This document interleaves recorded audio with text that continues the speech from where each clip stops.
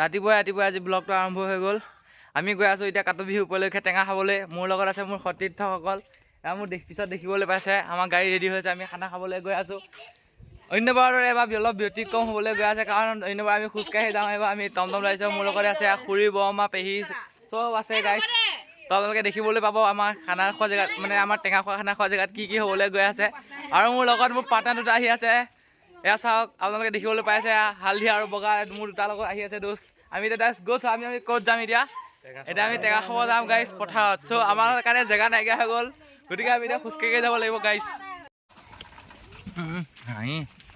এতিয়া গাইছ মানুহবিলাকে টেঙা খাই আহিলেই সৰু সৰুবলৈ খেলি আছে। মাইকী মানুহখিনি টেঙা খাই আছে, আমিও আহিছোঁ তেওঁলোকক সংগ দিবৰ কাৰণে। এইফালে আছে তোমাৰ সেউজীয়া পথাৰ, ধান আহিছে লাহে লাহে।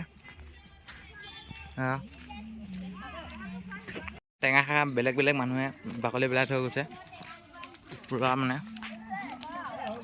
মানুহবিলাকে টেঙা খাই আছে। মোৰ সহপাঠীসকল, মোৰ সতীৰ্থসকল নিছে এয়া টেঙা কাটি কৰি আৰম্ভ বা খালেই নেকি চবেই?